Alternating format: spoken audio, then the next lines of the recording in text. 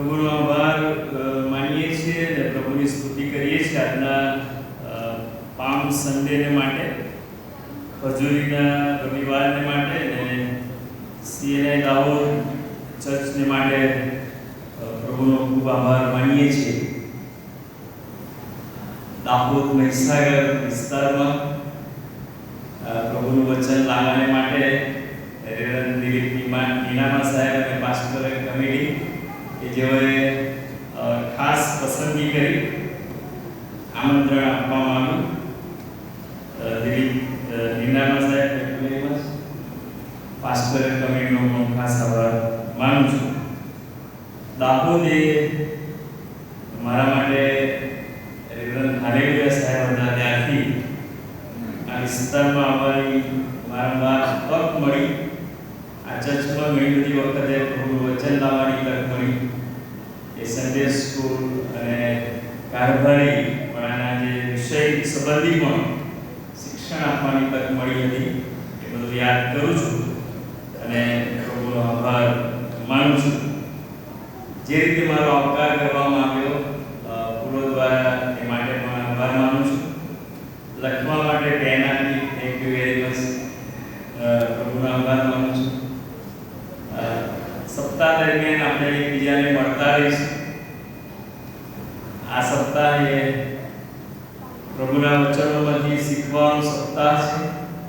પ્રભુના વચનોને જાણવા, સમજવા અને એ જે રાહ છે, રસ્તો છે, માર્ગ છે તેની પર હું અને તમે ચાલી શકીએ, વધારે પ્રભુની નજદીક બેસી શકીએ, વધારે પ્રભુની નજદીક જઈ શકીએ, એની આસપાસ બેસીને પ્રભુનું વચન શીખીને આપણા માર્ગ વિશે વિચારી શકીએ. એ સમય પ્રભુએ જ્યારે આપણને આપ્યો છે ત્યારે પ્રભુનો આભાર માનું છું. ઘણા બધા ઓળખીતા છે. મારું નામ રેવરેન્ડ મનોજકુમાર ગોહિલ છે અને મારે 2 બાળકો છે. દીકરો અને એના પત્ની એ કેનેડામાં છે, દીકરી એ અમેરિકામાં છે અને અમે બંને આ દેશમાં રહીએ છીએ, ગુજરાતમાં રહીએ છીએ, અમદાવાદમાં રહીએ છીએ અને સેવા આપીએ છીએ. અગાઉ ઉપપ્રમુખ તરીકે સેવા આપવાની તક મળી અને આ વર્ષે ગુજરાત ડાયોસીસના માનનીય સેક્રેટરી તરીકે જવાબદારી આપવામાં આવી છે. ત્યારે હું માનનીય બિશપ સાહેબ, કાર્યવાહક સમિતિ અને બધાનો ખાસ આભાર માનું છું. પ્રભુનું વચન જ્યારે પણ આપણે વાંચીએ છીએ ત્યારે વચનો હંમેશા મને અને તમને કશુંક શીખવે છે. શીખવાની તમન્ના, આરજુ અથવા તો શીખવાનો ભાવ વ્યક્તિ પર રહેલો છે. મનોજને તમે ગમે તેટલું શીખવાડો પણ હું શીખવા જ ના માંગુ, હું શીખી શકતો નથી. એ દરેકને માટે છે, દરેક વ્યક્તિને માટે છે. અને તેથી આજે પ્રભુના ઘરમાં આપણે બધા ઉપસ્થિત છીએ ત્યારે પ્રભુના વચનમાંથી કંઈક શીખવાનો પ્રયત્ન કરીશું કે જે મારા માટે છે પહેલા અને પછી સાંભળનાર માટે. આવો પ્રભુના વચનો શીખીએ તે પહેલા પ્રાર્થનામાં જોડાઈએ, પ્રાર્થના કરીએ. પ્રભુ, અમે તમારો બહુ જ આભાર માનીએ છીએ તમારા અજાયબ અને અદ્ભુત પવિત્ર વચનોને માટે. પ્રભુ, તમારું વચન એ હંમેશા અમારી સાથે વાત કરે છે. એના માટે અમે તમારી સ્તુતિ કરીએ છીએ. અત્યારે તમારા વચનો અમને શીખવા માંગીએ છીએ. તમે અમને મદદ કરો. તમે બોલો, અમે સાંભળીએ અને તમારા વચનને અમે આધીન થઈએ એવી અમારી પ્રાર્થના પ્રભુ ઈસુના નામથી માંગીએ છીએ અને સાંભળો, માન્ય કરો. આમેન. માર્કની લખેલી સુવાર્તા તેનો 11મો અધ્યાય અને તેમાંથી પહેલા 11 વચનો જે વાંચવામાં આવ્યા. જકરિયા પ્રવચનનું પુસ્તક તેનો 9મો અધ્યાય અને તેની 9 અને 10 કલમ અને બીજી 2 જગ્યાએથી પ્રભુના વચનો વાંચવામાં આવ્યા. યરુશલેમમાં વિજયવંત પ્રવેશ. જ્યારે યરુશલેમમાં વિજયવંત પ્રવેશની વાત કરીએ છીએ ત્યારે હવે તો દાહોદ મહીસાગરમાં ઘણા બધા સ્થળોમાં આવ્યો તો પ્રવેશ દ્વાર બનાવવામાં આવ્યા. હવે કોઈ પણ જગ્યાએ તમે પ્રવેશ પામો તો પ્રવેશ દ્વાર છે. એનો અર્થ એવો થાય કે એક ખાસ પ્રકારની ઓળખ છે કે ભાઈ દાહોદ મહીસાગર કે કોઈ પણ સ્થળે તમે જાઓ તો એની એક ઓળખ આપવામાં આવી. શા માટે? ભાઈ કારણ કે જે સ્થળ છે હવે તો એરો સાથે તમને બતાવવામાં આવે છે કે આ તરફ દાહોદ છે, આ તરફ ઇન્દોર છે, આ તરફ આ માર્ગ આવેલો છે. એ રીતે દ્રશ્યમાન અથવા તો એ રીતે આપણે જોઈ શકીએ છીએ કે એની જે આઈડેન્ટિટી છે અથવા એની જે ઓળખ છે એ ઓળખ એ માટે આપવામાં આવે છે કે કોઈ ચોક્કસ વ્યક્તિ બની જાય. ઘણી બધી વાતો આ સપ્તાહ દરમિયાન આપણે શીખીશું, પણ જ્યારે યરુશલેમમાં વિજયવંત પ્રવેશની જ વાત કરવામાં આવે છે ત્યારે ચાર સુવાર્તિકો વિજયવંત પ્રવેશની વાત કરે છે. એ માથીની સુવાર્તા હોય કે માર્કની સુવાર્તા હોય કે લૂકની સુવાર્તા હોય કે યોહાનની સુવાર્તા હોય, ચાર સુવાર્તાની અંદર ચાર સુવાર્તિકો પોતાની દ્રષ્ટિથી પોતાના વિચારોથી પ્રભુ ઈસુ ખ્રિસ્તનો યરુશલેમની અંદર વિજયવંત પ્રવેશ. જ્યારે વિજયવંત પ્રવેશની વાત કરવામાં આવે છે ત્યારે જો તમે અભ્યાસ કરશો તો પ્રભુએ એટલે કે પ્રભુ ઈસુ ખ્રિસ્તે ગાલિલમાં ઘણી બધી સેવાઓ આપી અને યરુશલેમમાં તો ઘણી બધી વખત ગયા પણ હશે. સામાન્ય રીતે જો તમે અભ્યાસ કરશો તો વધારે ખ્યાલ આવશે. પણ પ્રભુ ઈસુ ખ્રિસ્ત જ્યારે વિજયવંત પ્રવેશ એટલે કે પામ સન્ડેના દિવસે કે ખજૂરીના રવિવારના દિવસે વિજયવંત પ્રવેશ કરે છે ત્યારે એમનો આ જે પ્રવેશ છે એ કોઈ અલગ છે. એનો જો સામાન્ય રીતે અભ્યાસ કરીએ તો વારંવાર ગયા ખરા, પણ વારંવાર ગયા પાછા આવ્યા. અને માર્ક તો એવું લખે છે કે આ યરુશલેમની આસપાસનું જે અઠવાડિયું છે, છેલ્લા દિવસો છે, એને બહુ ખાસ બને છે. અને તેથી હું આપને પ્રભુના વચનના માધ્યમથી વિજયવંત પ્રવેશ કેવી રીતે હોઈ શકે અથવા તો વિજયવંત પ્રવેશ એટલે શું, પ્રભુ ઈસુ ખ્રિસ્તની દ્રષ્ટિએ, યહૂદીઓની દ્રષ્ટિએ અને લાસ્ટમાં મારી અને તમારી દ્રષ્ટિએ.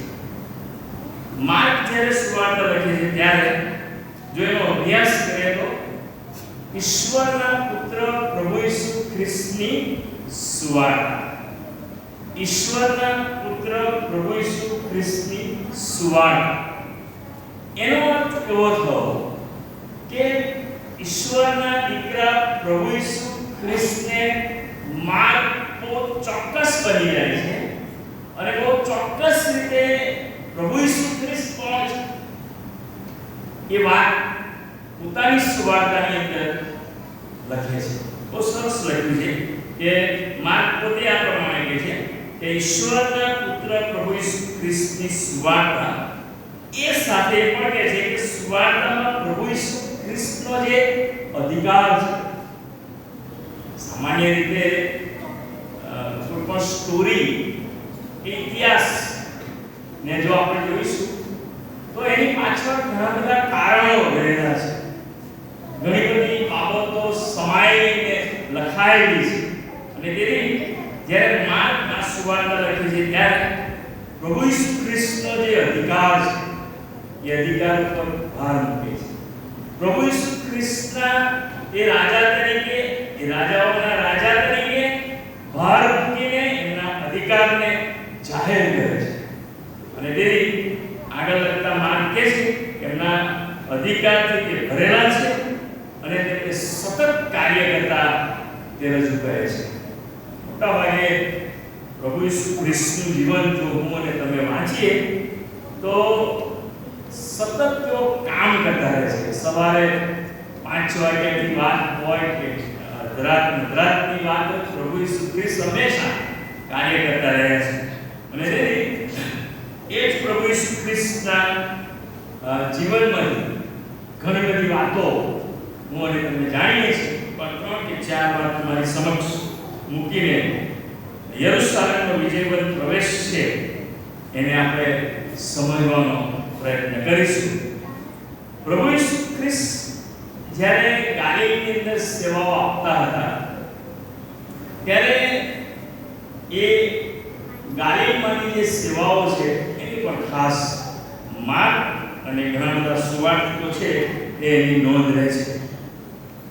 મેં અગાઉ કીધું એ પ્રમાણે પ્રભુ ઈસુ ખ્રિસ્ત એ વારંવાર યરુશલેમ જાય છે, પણ આ વખતે જ્યારે તેઓ વિજયવંત પ્રવેશ કરે છે ત્યારે એમનો જે પ્રવેશ છે અથવા જવું એ ખાસ રીતે અલગ છે અથવા ખૂબ જુદી રીતે, કારણ કે એમનું મૃત્યુકાળ અથવા મરણ હવે પાસે છે અને યરુશલેમની અંદર પ્રવેશ કરતા ઘણી બધી બાબતો એ સમયના જે યહૂદી લોકો છે, એ સમયના જે લોકો છે એમને એ સમજાવવા માંગતા હતા, એમને એ શીખવવા માંગતા હતા. અને તે સામાન્ય રીતે જો કેટલીક વાતો પણ હું તમને પહેલા કહેવા માંગુ છું કે માર્ક 11 ઈસુ પોતાના શિષ્યો સાથે બેથફાગે અને બેથાનિયા આવી પહોંચ્યા અને આ બંને શહેર એ યરુશલેમની બહાર આવેલા હતા. હવે સામાન્ય રીતે બંને શહેર વિશે જો અભ્યાસ કરવો હોય તો કદાચ આપણને ઘણો બધો સમય એમાં જઈ શકે એમ છે, પણ હું ટૂંકમાં કેટલીક વાત કહીશ. બેથફાગે અને બેથાનિયા જ્યારે તેઓ આવી પહોંચે એ બંને શહેર એ યરુશલેમની બહાર આવેલા હતા, એટલે કે મોટા પહાડ જૈતુનની પાસે આવેલા હતા. ત્યાર પછી એનો ખાસ પ્રકારનો જે અર્થ છે બેથફાગે, જેનો અર્થ થાય છે અંજીરીઓનું ઘર. હવે એ વિશેના પણ ખુલાસા ઘણા આપી શકાય એમ છે. જૈતુન પહાડ એ આશરે જે 2.5 માઇલની જે લાંબી ટેકરીઓ હતી, ટેકરીઓની જે હારમાળા હતી, એ ત્યાં આગળ લખવામાં આવે છે ટેકરીઓની હારમાળા છે તે ઉત્તર અને દક્ષિણ તરફ પસાર થતી મોટી પર્વતમાળાની થી જોડાયેલી હતી. અને તેથી પ્રભુ ઈસુ ખ્રિસ્ત જ્યારે યરુશલેમની અંદર વિજયવંત પ્રવેશ કરે છે ત્યારે તેનો ઇતિહાસ, એનું બેકગ્રાઉન્ડ અને એની ભૂમિકા, અને જ્યાં સુધી હું અને તમે પણ એને ના સમજી શકીએ ત્યાં સુધી ઇતિહાસને પણ આપણે સમજી શકતા નથી. અને તેથી જખારિયા પ્રબોધકે બહુ વર્ષો અગાઉ આ આખી વાત કહી હતી અને તેને જખારિયા પ્રબોધક આ પ્રમાણે કહે છે 9 અને 10મી કલમ. જખારિયા પ્રબોધકે જે આગાહી કરી હતી કે હે સિયોન પુત્રી બહુ આનંદ કર, હે યરુશલેમની પુત્રી જે પુકાર કર, જો તારો રાજા તારી પાસે આવે છે તે ન્યાય તથા તારણ સાધનાર છે, તે નમ્ર છે અને ગધેડાના કોલા પર સવાર થઈને આવે છે. આ બાબતને જો સમજવા માંગતો હો અથવા આપણે સમજવા માંગતા હોઈએ તો જૂના કરારની અંદર જે ભવિષ્યવાણી કરવામાં આવી હતી તે અને પ્રભુ ઈસુ ખ્રિસ્ત જે સૂચના આપે છે જ્યારે 4 સુવાર્તાની અંદર કે સામેના ગામમાં જાઓ અને તમને ત્યાં આ બાંધેલું મળશે અને તે છોડીને તમે મારી પાસે લાવો, ઘણી બધી વાત જૂના કરારમાં પણ લખવામાં આવી છે કે એટલે ગધેડીના વછેરા પર સવાર થઈને આવશે. એ જખારિયા પ્રબોધક કહે છે. માથેની સુવાર્તા તેનો 21મો અધ્યાય અને 5મા વચનમાં આ પ્રમાણે પણ લખવામાં આવેલું છે. માથેની સુવાર્તા 21મો અધ્યાય અને તેના બીજા વચનમાં પણ સૂચના આપવામાં આવી છે કે સામેના ગામમાં જાઓ અને તેમાં બેસો, બાંધેલા એક ગધેડી સાથે બચ્ચું જોશો તેઓને છોડીને મારી પાસે લાવો. ત્યાર પછી ત્યાં લખ્યું છે તેને છોડીને મારી પાસે લાવો, અને જો તમને કોઈ પૂછે તો તમે એને કહેજો કે ઈસુને, પ્રભુને એનો હક છે. આ એક બહુ જ વિશાળ વિષય છે. પ્રભુને તેની જરૂર છે અથવા તેનો હક છે, એ એકદમ બહુ જ મોટો વિષય અને વિશાળ વિષય છે. કદાચ એ તરફ આપણે જઈએ તો આજનો જે બીજો જે ભાગ છે એને આપણે સમજી શકીશું નહીં, પણ હું ટૂંકમાં એને સમજાવવા અથવા આપણે સાથે મળીને સમજવાનો પ્રયત્ન કરીશું. એ સાથે જે વછેરો લાવવા જણાવ્યું તેના ઉપર કોઈ કદી સવાર થવું ના હોય અથવા બેઠવું નહીં. શરત છે, જાઓ લાવો. પણ કેવું લાવવાનું છે કે જેના ઉપર કોઈ કદી બેઠવું નહીં. એ વાતને કદાચ પાછળ હું કોઈ રીતે સમજાવવાનો પ્રયત્ન કરીશ. સામાન્ય રીતે ગધેડાનો ઉપયોગ એ સામાન કે સામગ્રી લાવવાને માટે થતો હોય છે, અને એને બહુ સામાન્ય પ્રાણી ગણવામાં આવે છે આપણી દ્રષ્ટિએ. પણ તે સમયે યરુશલેમની અંદર સવારી કરવાને માટે ગધેડાનો ઉપયોગ કરવામાં આવતો અને એને સન્માનીય પણ ગણવામાં આવતો. અને તેથી જો તમે વધારે સારી રીતે સમજવા પ્રયત્ન કરશો તો કે જે ગધેડાનો ઉપયોગ એક અમુક પ્રકારના કામ માટે જ થાય, પણ ઇઝરાયલની અંદર યરુશલેમમાં બાઇબલ આપણને શીખવે છે કે ઇઝરાયલમાં ગધેડાનો ઉપયોગ સવારી કરવાને માટે કરતા હતા, અને તેને કારણે એને માન્ય ગણવામાં આવતું, યોગ્ય ગણવામાં આવતું. મારી દ્રષ્ટિએ કદાચ એ યોગ્ય ના, પણ યરુશલેમ અને એ જ્યારે એને વપરાશમાં લેવામાં આવતું હતું એને બહુ જ યોગ્ય ગણવામાં આવતું હતું. ત્યાર પછી ગણના પુસ્તક તેનો 19નો અધ્યાય અને બીજી કલમ કે છે જે નિયમ યહોવાએ તમને ફરમાવ્યો હતો તેનો વિધિ એ છે કે ઇઝરાયલ પુત્રોને કહે કે એક નિર્દોષ લાલ વાછરડી કે જે કોઈ કોળ થાપણ ન હોય, જેના ઉપર ઝૂસરી કરી મૂકવામાં આવી ન હોય, એવીને તેઓ તારી પાસે લાવે. પ્રભુ ઈસુ ખ્રિસ્તને જેની જરૂર છે એની ખાસ પ્રકારની ખાસ આઈડેન્ટિટી આપવામાં આવી છે. જૂના કરારની અંદર ગણનાનું પુસ્તક એની અંદર પણ ખાસ પ્રકારની આઈડેન્ટિટી આપવામાં આવી છે. ત્યાર પછી તમે જો આગળ વાંચશો તો કે જે એવું દર્શાવે છે ગણનાના પુસ્તકમાં તે નિર્દોષ હોય. ત્યાર પછી લખ્યું છે એના એ એપ વગરનું, એને કોઈ પણ ડાઘ કે કોઈ પણ આંચ આવેલી ના હોય, અને ત્યાર પછી લખ્યું છે એમાં કોઈ ખોટા પણ ન હોય. ત્યાર પછી પુનર્નિર્માણ પુસ્તક તેનો 30મો અધ્યાય અને ત્રીજી કલમ કે જેને કામમાં લેવામાં આવી ન હોય, ઝૂસરી ખેંચેલી હોય એવી વાછરડી લાવો. આ એટલા માટે તમને કહું છું, કદાચ થોડું અઘરું લાગશે, પણ જૂના કરારની અંદર જે ઉપયોગ કરવામાં આવતો હતો અને નવા કરારમાં પ્રભુ ઈસુ ખ્રિસ્તે જે ઉપયોગ કર્યો. ત્યાર પછી પહેલો સમુએલ 6 અને 7 કે જે એક નવું ગાળું તૈયાર કરો કે જેઓના ઉપર કદી ઝૂસરી મુકાઈ નહીં હોય એવી બે દૂધળી ગાળો લો. તે ગાળોને ગાળે જોડો ને તેઓના વાછરડા તેઓની પાસેથી ઘેર લાવો. આ કહેવાનું તાત્પર્ય એટલું જ છે, જાઓ અને લાવો.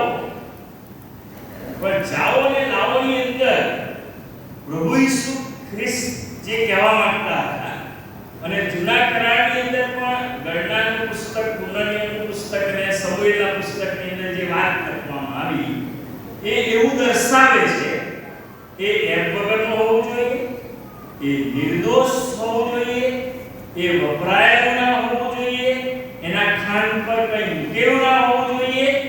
એનો અર્થ એવો થાય કે જેને પ્રભુ બોલાવે છે અથવા જેને પ્રભુ જેને ખાસ પસંદ કરે છે, પ્રભુને એનો હક છે, જેની જરૂરિયાત છે, એ એવું હોવું જોઈએ. એપ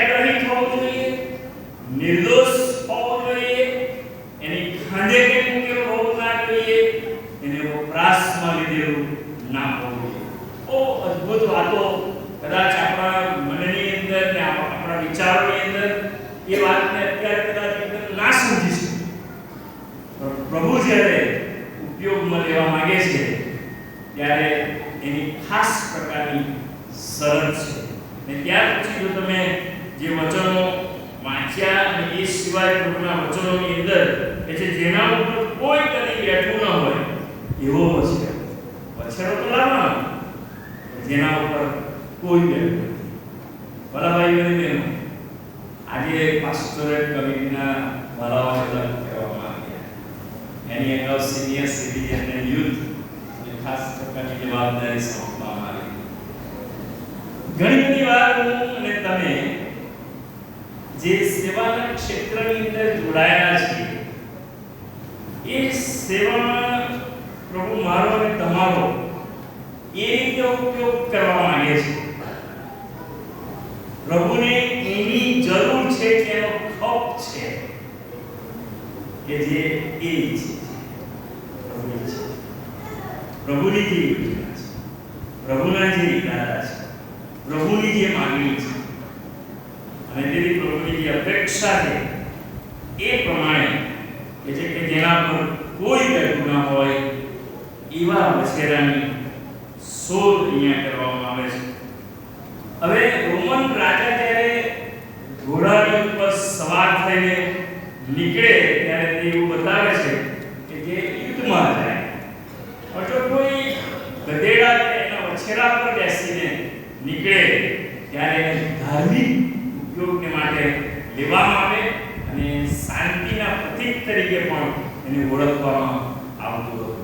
આ થઈ ખાસ પ્રકારની ભૂમિકા અથવા ખાસ પ્રકારની બાબત કે જે વિજયવન પ્રવેશની અંદર જૂના કરારની અંદર જે બાબતો હતી તે અને નવા કરારની અંદર જે બાબતો છે તે પ્રભુએ જે કીધું જાઓ અને લાવો, પણ એની પાછળ ઘણા બધા કારણો હતા. કદાચ એને અત્યારે આપણે સમજતા નથી, સત્તા તેમને ખૂબ જગ્યાએ એને સમજવાનો પ્રયત્ન કરીશું. પહેલી વાત, યહૂદીઓની જે દ્રષ્ટિ હતી, એટલે કે યહૂદી જે લોકો છે એની દ્રષ્ટિમાં અથવા તો નજરમાં પ્રભુ ઈસુ ખ્રિસ્તનો વિજયવન પ્રવેશ એટલે શું? કારણ કે દાહોદ મહીસાગરમાં વિજયવન પ્રવેશ કરવામાં આવે તો દાહોદ મહીસાગરના લોકોનો વિજયવન પ્રવેશ શું હોય છે, એમનો વિચાર શું હોય છે?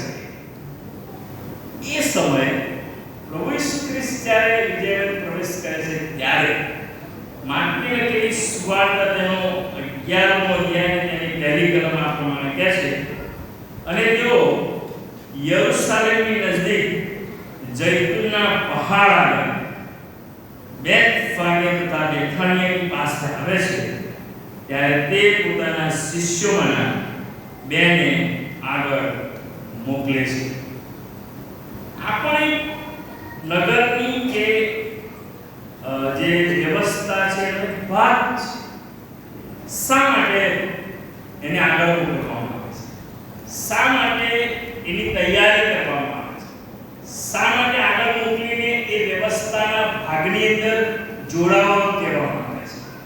એના ઘણા બધા કારણો છે, પણ કદાચ એ બધા જ કારણો અત્યારે આપણે સમય નથી માટે શીખી શકીએ એમ નથી.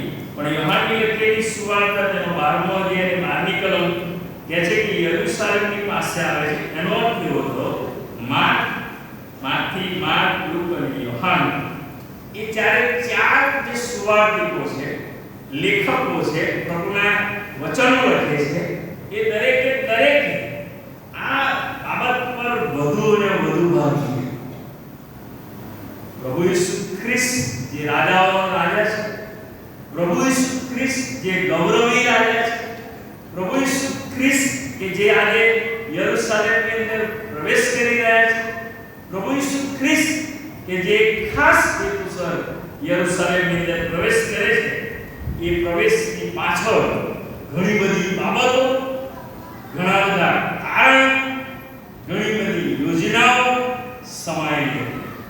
કદાચ એને માણસ કઈ દ્રષ્ટિથી વિચારે છે અને તેથી યહૂદીની દ્રષ્ટિએ અથવા યહૂદી લોકોની દ્રષ્ટિએ જો એને સમજવું હોય તો યહૂદી ઇતિહાસ એવું કહે છે કે જે સમયમાંથી તે લોકો પસાર થતા હતા, જે સંજોગોમાંથી તે લોકો પસાર થતા હતા, એ તો રોમન સામ્રાજ્ય, રોમનની સત્તા ચાલતી હતી અને રોમન સત્તાના કારણે તેઓને જે વેટ અથવા તો તેઓને જે વિઠવાનું હતું, એમના જે સંજોગો અને એમની જે પરિસ્થિતિ હતી, એમના જે એમની ઉપર જે કંઈ કાર્ય કરવામાં આવતું હતું, અને તેથી એ સમયે એમની પાસે એક જ દ્રષ્ટિ હતી કે અમને કોઈ આવે અને અમને મુક્ત કરે અને છોડાવે. એ મારો વિચાર પણ હોઈ શકે, એ તમારો વિચાર પણ હોઈ શકે. કેવી રીતે હોઈ શકે કે જો હું કોઈ પરિસ્થિતિની અંદર મુકાયેલો છું તો મારી એ અપેક્ષા છે કે મને એમાંથી મુક્ત કરવામાં આવે. આપણે કોઈ પણ સંજોગોમાં હોઈએ તો મને પણ એવું થાય અને આપણને પણ એવું થાય કે આપણે એમાંથી બહાર આવીએ. અને તેથી યહૂદી જે લોકો છે, ઇઝરાયલ જે લોકો છે, એમના મનની અંદર એક જ પ્રશ્ન હતો કે અમારા જે સંજોગો છે અને અમારી જે પરિસ્થિતિ છે અને એમાંથી અમે બહાર આવીએ. અમારા માટે એક મસીહા આવે, અમારા માટે એક છોડાવનાર આવે, અમારા માટે મુક્ત કરનાર આવે અને આ રોમન સત્તા છે, જે અધિકાર છે, એ અધિકારની જે અમે છીએ એમાંથી અમે બહાર લઈ જવામાં.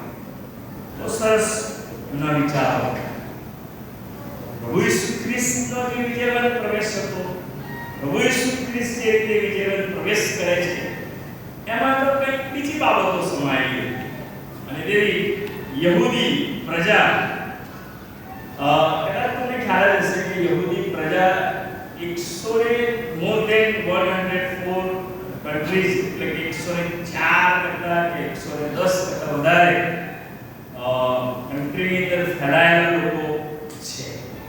યહૂદી પ્રજા એ ખૂબ નાની છે પણ એમનો ઇતિહાસ બહુ મોટો છે.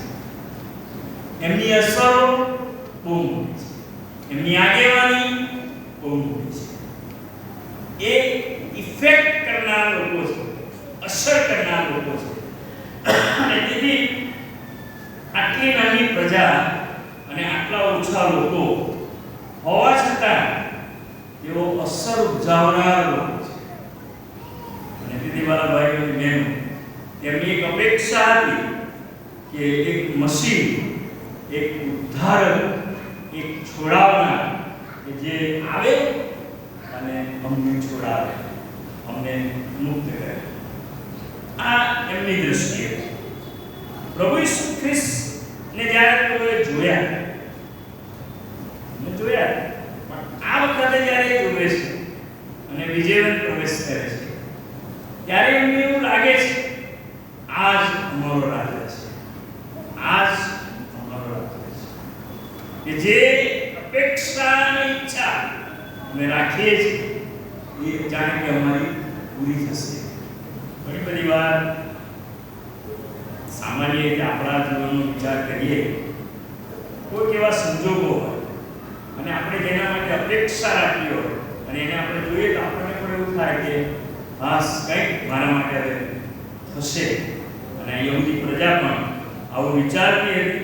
અને તેથી પ્રભુ ઈસુ ખ્રિસ્તને જોયા, એમના ચમત્કારોને તેઓએ જોયા અને એમને લાગ્યું કે દાઉદનો પુત્ર પ્રભુ ઈસુ ખ્રિસ્ત કહે છે કે રોમન સત્તાને હરાવીને અમારો રાજા બનશે, અમારો રાજા બનશે. અને તેથી અમે જે સંજોગોને, જે પરિસ્થિતિને, જે વિટંબણાઓને, જે પ્રશ્નનો સામનો કરીએ છીએ એમાંથી બહાર લઈ જશે અને છોડાવશે. બાઇબલ આપણને એના વિશે ઘણી બધી બાબતો શીખવે છે. અને તેથી યરુશલેમમાં વિજયવંત પ્રવેશ જ્યારે પ્રભુ ઈસુ ખ્રિસ્ત કરે છે એનો જે સાચો અર્થ જે હતો એ પ્રજા સમજી શકી. એ સમયના લોકો સમજી શક્યા. એ એટલું જ સમજ્યા કે આ મારો રાજા બનશે અને અમારી જે મુશ્કેલીઓ છે એમાંથી અમને બહાર લઈ જશે. પ્રભુના ભાઈઓ અને બહેનો, કે જે પ્રભુ ઈસુ ખ્રિસ્ત એ તો ઉદ્ધારક, પ્રભુ ઈસુ ખ્રિસ્ત એ મસીહ તારનાર તરીકે આવ્યા અને લોકો એને સમજી શક્યા નહીં. લોકોએ પોતાની દ્રષ્ટિથી અને પોતાના વિચારોથી જ આ અમારો રાજા બનીને અમારી દરેક બાબતોમાં બહાર લઈ જશે એવી અપેક્ષા રાખી હતી. અને તેથી યોહાનની લખેલી સુવાર્તાનો પહેલો અધ્યાય અને તેની 11મી કલમ કે છે તે પોતાનાની પાસે આવ્યો પણ પોતાના લોકો તેને ઓળખી શક્યા નહીં. એટલી બધી વાર મારા અને તમારા જીવનમાં પણ આવું જ બને છે. કેટલી બધી વાર પ્રભુ વારંવાર મારું કે તમારું દ્વાર ખોલે છે, પણ આપણે દ્વાર ખોલવાને માટે ગાળવાને માટે તૈયાર હતા. તો સવારે અમે શાળા સાથે તૈયાર થઈને નીચે આવ્યા ત્યારે બાળકો જે ટીચરો હતા, આગેવાનો હતા, બાળકો લાઈનમાં હતા. અમને બહુ ગમ્યું. અમે ફોટા પણ પડાયા શરૂઆતમાં. અને દર વર્ષે આપણે ભૂસારાના નાદ સાથે અને ખજૂરીની ડાળી સાથે પહેલા શણગારતા ને સરસ શણગારીને ડાળી લઈને આવતા. એ જ બાબત યરુશલેમમાં કારણ કે એમની અપેક્ષાઓ પ્રભુ ઈસુ ખ્રિસ્તની પાસે ઘણી બધી હતી. માનું છું કે પુલથી તમે આવ્યા, માર્ગમાં કેટલા બધા લોકો મળ્યા હશે, નહીં મળ્યા ઓછા લોકો, પણ જે લોકોએ તમને નહીં મળ્યા, જે લોકોએ એટલે જે જગતે પ્રભુ ઈસુ ખ્રિસ્તને નહીં મળ્યા, અને આજે પણ આખા ગુજરાતમાં, ભારતમાં ને જ્યાં સૂરજ ઉગ્યો છે ને પામ સંડેની ઉજવણી કરે છે, એ ગુસ્સાના નાદ ને ખજૂરીની ડાળી લઈને ગુસ્સાના નાદ સાથે પ્રભુના ઘરમાં આપણે પ્રવેશ પામીએ છીએ. બાળક સાથે જે આપણે ત્યાં જવાનું છે સારું, બાળકો સાથે અંદર આવવાનું છે સારી વાત છે. પણ મને એક પ્રશ્ન થાય છે, દર વર્ષે વિજયવન પ્રવેશ યરુશલેમ હું અને તમે ઉજવીએ છીએ. શું એ પ્રવેશ માત્ર પ્રવેશ? શું એ માત્ર ઉત્સાહના નાદનો એક પુકાર બની રહી છે? સમજવાની વાત છે. હું અને તમે એ વાતને સમજી શકીએ. અને તેથી યહૂદીઓની દ્રષ્ટિએ એમની વિટંબણાઓ, એમના પ્રશ્નો કોઈક રીતે આ રાજા એ અમારો રાજા બનશે અને તેમાં જોડાશે, આટલી જ એમની અપેક્ષા. પ્રભુ તો એનાથી વિશેષ એમને માટે કરવા માંગતા.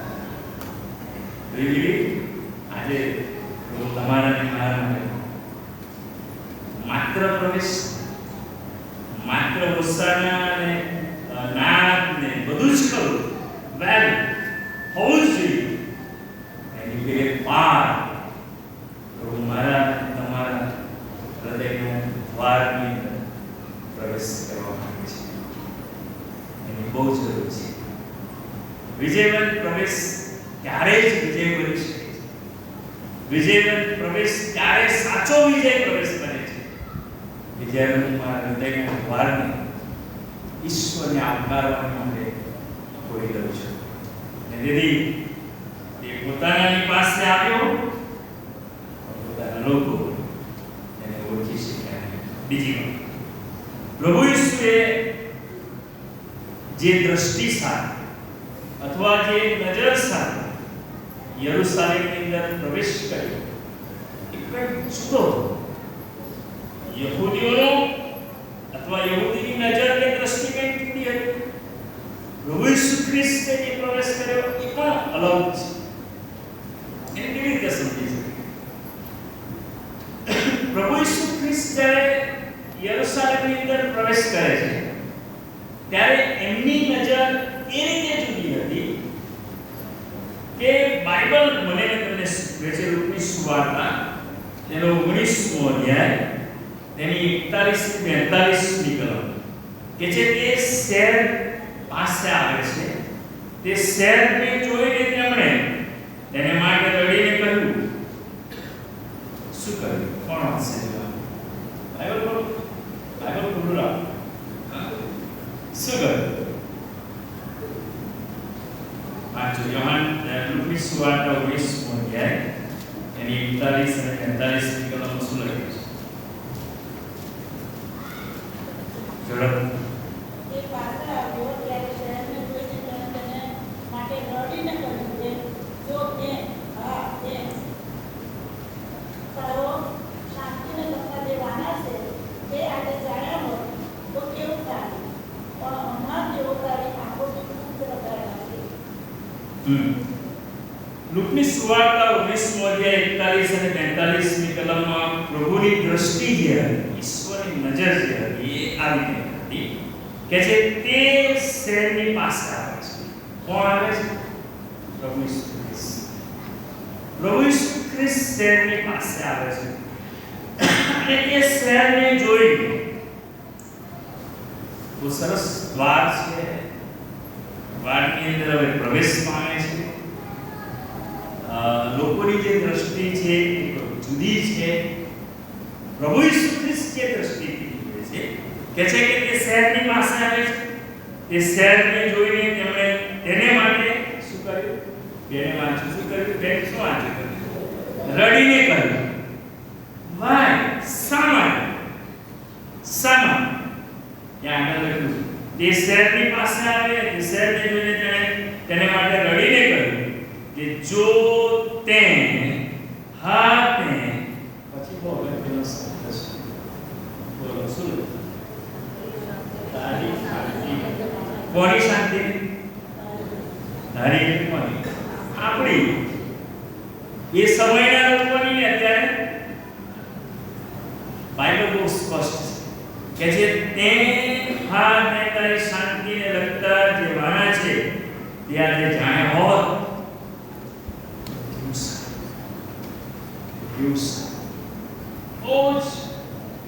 ગુડ વાત, ઓ અદ્ભુત વાત અહીંયા લખવામાં આવી છે. ધારો કે દાહોદ નગરમાં પ્રભુ આવે છે અને એમ કહે છે કે તારી શાંતિને લગતા જે વાના છે એ તે જાણ્યા હોત તો કેવું સારું, કેવું સારું. યસ એનો સાચી વાત છે કે ખોટી વાત છે? યસ એનો સાચી વાત છે. એ કદાચ મનોજની પાસે આવીને એમ કહે કે તે શાંતિને લગતા વાના જાણ્યા હોત મનોજ તો તારી આ દુર્દશા ના હોત. તો આ તારી દુર્દશા ના હોત. નિધિ પ્રભુ એ શહેરની પાસે આવીને તેને જોઈને રડીને કહે છે કે તારી શાંતિને લગતા જે વાના છે તે જાણ્યા હોત તો કેવું સારું. એમ કે આ લોક કોણ હતા? ઇઝરાયલ કોણ? પ્રભુની પ્રજા હતી, પ્રભુના લોક હતા. હવે જો ઇતિહાસ કહેવા જાવ તો બીજી 15 મિનિટ થાય. ખાલી હું તમને ઇતિહાસ પાછળ લઈ જઉં છું. ક્યાં સમય હતા? ક્યાં સમય હતા? મિશનની ગુલામી. પ્રભુએ એમને માટે શું કર્યું? અદ્ભુત કામ કર્યું. હું ક્યાં હતો? આપણે ક્યાં હતા?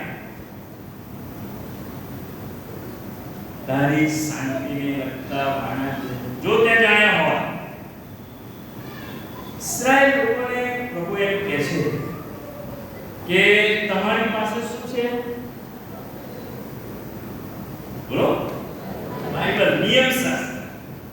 યહૂદી લોકોને એમ કહે છે કે તમારી પાસે નિયમશાસ્ત્ર, તમારી પાસે ભવિષ્યવાણી હતી, તમારી પાસે પ્રભુનું વચન હતું, તમને અગાઉથી કહેવામાં આવ્યું હતું અને તેમ છતાં પણ શાંતિને લગતા જે વાના છે એ તમે જાણી શકો.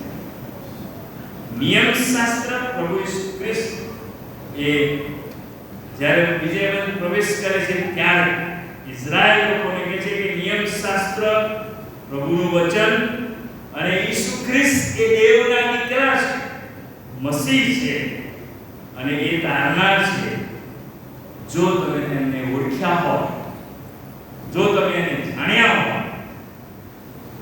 આજે જે પરિસ્થિતિ છે એ પરિસ્થિતિમાં. અને તેથી ઈશ્વરની દ્રષ્ટિ, ઈશ્વરની નજર વિજયવંત પ્રવેશની અંદર એ કે તે તેના લોકોને બચાવે, તે તેના લોકોનું તારણ અને ઉદ્ધાર, તે તેઓના લોકો જે પાપમાં સબળતા હતા, પાપની ગુલામીમાં હતા, એ પાપમાંથી તેમને મુક્ત કરે, બહાર લાવે, છોડાવે, એ પાપી અવસ્થામાંથી તેમને છોડાવે, એ દ્રષ્ટિ પ્રભુ ઈસુ ખ્રિસ્તે રાખી. અને તેથી મારા ભાઈઓ અને બહેનો, પ્રભુ ઈસુ ખ્રિસ્તનો વિજયવંત પ્રવેશ, પ્રભુ ઈસુ ખ્રિસ્તની દ્રષ્ટિએ એમને પાપમાંથી મુક્ત કરવાનો. અને તેથી જ તેમણે શહેરને જોડે કીધું, રડીને કીધું, શાંતિને લગતા જે માના હતા તે જાણ્યા હો કેવું સારું, કેવું સારું. એટલે ઈશ્વરની દ્રષ્ટિ એ હતી કે માણસ કોઈ જગ્યાએ દબાઈ ગયો કોઈ પણ કાઢી શકે છે, પણ હું જો પાપમાં છું, મારું જીવન પાપમાં છે, હું પાપી અવસ્થામાં જીવું છું, તો એક જ છે કે પ્રભુ ઈસુ ખ્રિસ્ત જે મને એમાંથી બહાર કાઢી શકે છે. એટલે વિજયવંત પ્રવેશની અંદર પ્રભુની જે નજર હતી એ હતી કે તેના લોકોને પાપમાંથી મુક્ત કરે. તેથી વાલા ભાઈઓ અને બહેનો, પ્રભુ જે કામને માટે આવ્યા હતા, પ્રભુ જે હેતુને માટે આવ્યા હતા, પ્રભુ જે હેતુસર આવ્યા હતા, એને લોકો સમજી શકતા નથી. લોકો ને પ્રભુ ઈચ્છતા કે હું તમને એમાંથી બહાર લાવું. અને તેથી તે માટે પ્રભુ ઈસુ ખ્રિસ્ત કે જેમણે નિર્દોષ, નિષ્કલંક, જેણે કદી પાપને જાણ્યું નહોતું, જેની શરૂઆત આપણે જેના પછેરા પર કોઈ બેઠું નથી, એટલા માટે પ્રભુ સાબિત કરવા માંગતા હતા કે પ્રભુએ કદી પાપને જાણ્યું, નિષ્કલંક, પાપ રહી, પાપ વગરના એ પ્રભુ મારા અને તમારા પાપને માફ કરવાને માટે અને પાપમાંથી બહાર કરવાને માટે આવ્યા હતા. કે જે તેમ છતાંય લોકો સમજી શક્યા નહોતા. ઘણી બધી વાર આપણે મેં એવા લોકોને પણ જોયા છે કે પોતાનો બોજ એ ઉંચકીને ચાલે છે. હમણાં એક જગ્યાએ સામાન્ય વાત છે, અમે કોઈ જગ્યાએ બેઠેલા તો એક બેન કશું લઈને બેઠા, પણ એમની પાસે કશું હતું તો પણ એ ખુરશી પર પણ કશું લઈને બેઠા. હું જે કહેવા માંગુ છું એ તમે સમજી શકો છો. હવે તમે ખુરશી પર બેસો અને તમારી પાસે વજન છે એ નીચે મૂકવાનું કે લઈ બેસો. ઘણી બધી વાર આવો આપણે આપણા જીવનમાં સામાન્ય વાત છે. પ્રભુ મને તમને આજે સવારે એવું જ કહેવા માંગે છે કે તમારી પાસે જે તમે જે બોજ આપનો છે એને લઈને જે જતા છો એને મારા પર છોડી મૂકી દો, તમને એમાંથી મુક્ત કરવા તૈયાર છું. તેથી યશાયા પ્રબોધક પુસ્તક 53મો અધ્યાય અને 4 અને 5 કલમ કહે છે, ખચિત તેણે આપણા દર્દ માથે લીધા છે અને આપણા દુઃખ વેઠ્યા છે. ભલાઓ આપણને ફ્રી કરવામાં આવ્યા છે, આપણને મુક્ત કરવામાં આવ્યા છે, અને તેમ છતાંય આપણે ભાર લઈને, બોજ લઈને, વજન લઈને ચાલીએ છીએ. અને તેથી કે જે આપણા અપરાધોને લીધે પ્રભુ એ માટે આવ્યા હતા, પ્રભુ ઈસુ ખ્રિસ્ત એ માટે વિજયવંત પ્રવેશ કર્યો હતો કે જે કે આપણા અપરાધોને લીધે તે વિંધારો, આપણા પાપને લીધે તે કચડાયો અને આપણને શાંતિ પ્રાપ્ત કરવાને માટે તેમને શિક્ષા થઈ, તેમના સોળથી આપણને સાજાપણું મળ્યું છે. કોણ એવી વ્યક્તિ છે કે આ બધામાંથી મુક્ત થવાના?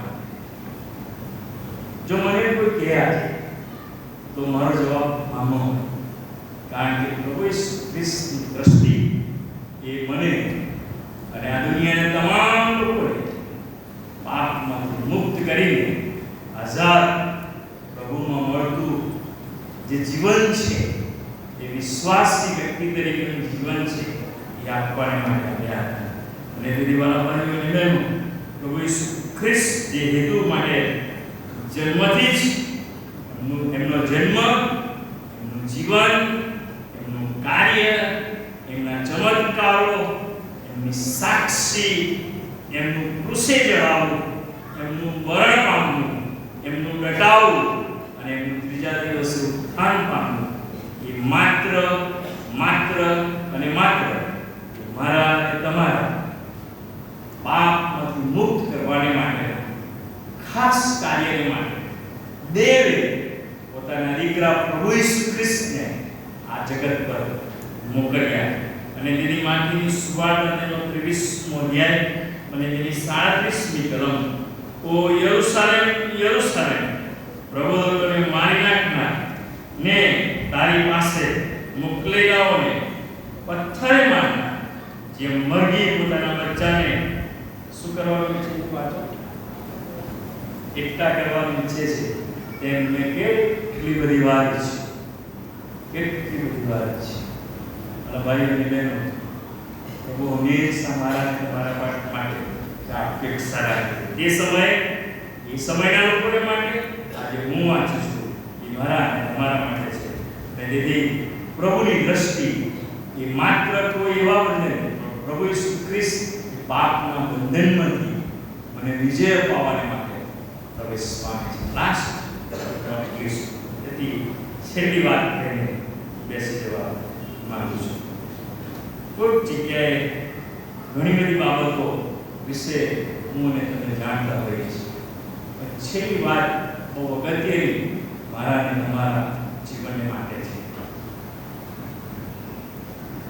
યહૂદી પ્રભુ ઈસુ ખ્રિસ્ત આજે હું યરુશલેમનો વિજયનો પ્રવેશ એને કઈ દ્રષ્ટિથી જોઉં છું? મારા માટે શું છે? મારા માટે ખાલી આજે સવારે વહેલા આવ્યા ને રેલીમાં જોડાયા ને વિજયનો પ્રવેશનો ભાગીદાર બની શક્યો, શું એટલા પૂરતો છે? આપણે કેવી રીતે એને જોઈએ છીએ? શું આપણે વિજયનો પ્રવેશ બાબતે કદી વિચાર કર્યો છે? દર વર્ષે વક્તા આવે છે, દર વર્ષે બાળક સાહેબ કહે છે, દર વખતે આપણે પ્રભુનું વચન વાંચીએ, દર વખતે આપણે શીખીએ છીએ, જાણીએ છીએ, સમજીએ છીએ, પણ એને વધારે સારી અથવા એને હેતુસર આપણે સમજવાનો પ્રયત્ન કર્યો છે? હું ખાલી યરુશલેમની અંદર પ્રભુ ઈસુ ખ્રિસ્તનો વિજયવંત પ્રવેશને વાંચું અને પછી બાઇબલ બંધ કર્યું, અથવા તો હું એની અંદર ભાગીદાર બનું અને ચેપ્ટર ક્લોઝ, અથવા હું એ રેલીમાં જાઉં પૂરું. હું ઓસાના નાચ સાથે ગાતા લોકો નાચતા પણ હોય છે, એમાં જોડાતા પણ એ વિજયવંત પ્રવેશ આજે મારા માટે શું છે? એ વિજયવંત પ્રવેશ આપણા બધાને માટે શું છે? એ સમય બરાબર છે. એ લોકોએ ઉત્સાહના નાચ સાથે પોતાના કપડા અને ખજૂરીની ડાળી ને સ્તુતિ, ગાન, નાચ બધા સાથે પ્રભુનો આવકાર કર્યો, સ્વાગત કર્યું. આપણે પણ જોડાયા. આજે સવારે પ્રભુના ઘરમાં આપણે હાજર છે ત્યારે મારા માટે આ બાબત કેટલી અગત્યની છે એ વિચારવાની જરૂર છે. પ્રભુ ઈસુ ખ્રિસ્ત પોતાના કામ માટે બહુ દ્રઢ. પ્રભુ ઈસુ ખ્રિસ્ત યરુશલેમની અંદર આગળ વધવાને માટે દ્રઢ. પ્રભુ ઈસુ ખ્રિસ્ત વિજયવંત પ્રવેશ પામ્યા છે. આજે મારે તમને પ્રભુ સિનાઈ દાહોદ મહીસાગર ચર્ચની અંદર હું રહેલો છું ત્યારે પ્રભુ મને અને તમને પૂછે છે કે વિજયવંત પ્રવેશ તમારા માટે શું છે? એક વ્યક્તિને પ્રભુ કહે કે તમારા માટે આ વિજયવંત પ્રવેશ કેવો છે? શું એ મારા રાજા બન્યા છે? શું એ મારા પ્રભુ બન્યા છે? માત્ર વિજયવંત પ્રવેશ પૂરતા જ નથી, પણ તેને હું મારા જીવનની અંદર અપનાવું, પ્રવેશ કરવા દો, આવવા દો. હું નહીં, પાઉલુસ કે જ્યારે હું નહીં, પણ મારા ખ્રિસ્ત જીવે છે. પ્રભુ, આ વિજયવંત પ્રવેશના દિવસે હું મારી જાતને તારી આગળ મૂકું છું. આઈ એમ નથિંગ, હું કહીશ નહીં. તું મારા હૃદયમાં, તું મારા જીવનમાં, તું મારા હૃદયમાં પ્રવેશ કર. પ્રભુ આજે સવારે મને તમને એ શીખવવા માંગે છે. કેમ કે એફેસીઓને પાઉલને પત્ર લખતા કહે છે, બીજો અધ્યાય તેની તૈયારી કરો. વળી તમે અપરાધોમાં તથા પાપમાં મોયેલા હતા, ત્યારે તેમણે તમને શું કર્યા? સજીવન કર્યા. ત્યારે તેમણે તમને સજીવન કર્યા. એફેસિયન્સ ચેપ્ટર 2 વર્સ 1 કહે છે કે વળી તમે અપરાધોમાં તથા પાપમાં મોયેલા હતા, ત્યારે તેમણે તમને સજીવન કર્યા. એફેસિયન્સ ચેપ્ટર 2 વર્સ 5 એ લખ્યું છે, આપણે આપણા પાપમાં મોયેલા હતા ત્યારે તેમણે ખ્રિસ્તની સાથે આપણને શું કર્યા છે? સજીવન કર્યા છે. આપણે તો મૃત પાય હતા, આપણે તો એવી અવદશામાં હતા.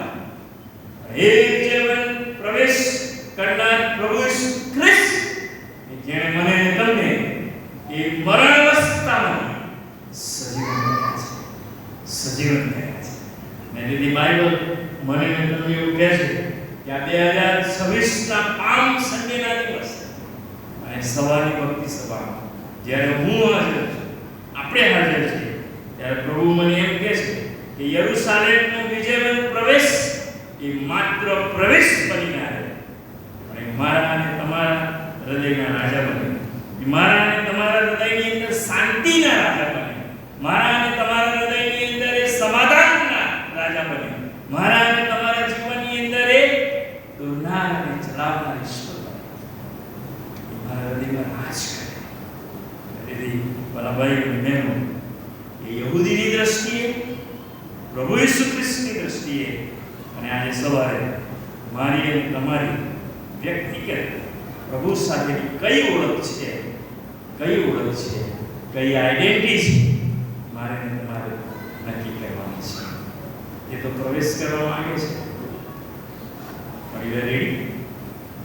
એ તમારા મારા હૃદયમાં પ્રવેશ કરવા માંગે છે. રેડી? યસ એર નો? ગભરાઈ ના જશો. પ્રભુને સ્વીકાર, પ્રભુને માન. એ તમારા અને મારા હૃદયમાં પ્રવેશ કરીને મારા રાજા પ્રભુ મારા હૃદયના રાજા, એ મારા હૃદયના સિંહાસન પર બેસવા માંગે છે. ગીત ગીત કે બહાર ગીત ગાશે, આપણે પ્રભુને માન આપીએ, પ્રાર્થના કરીએ, ગીત ગીત કે સ્તુતિ કરું. પ્રભુનો આભાર માનીએ કે વિજયવંત પ્રવેશના દિવસે પ્રભુએ આપણને આપણા દ્વારની પાસે આવી એ વિજયવંત પ્રવેશની ખાસ ઝાંખી કરાવી છે. સાંજે ફરી એકવાર કેટલીક વાતો આપણે શીખવીશું. એ સવારે કોઈ મારી સાથે, અમારી સાથે તો ખુલ્લી રીતે પ્રભુના વચન પર આપણે આગળ કરીશું કે હું શાંતિના રાજા તરીકે તમારા હૃદયમાં આવવા માંગુ છું. પ્રભુ આ વચનો સમજવા આપણને સહાય કરે. વાય શ્લોક ગાશે ત્યારબાદ બાળક સાહેબ રસ ગીત ગીત કે स्तुति करो बेसुमार तेरे दानों के लिए अब तक तूने संभाला मुझे अपनी बाहों में लिए हुए गिन गिन के स्तुति करो यीशु मार तेरे नाम के लिए तक तूने संभाला हमें, अपनी बाहों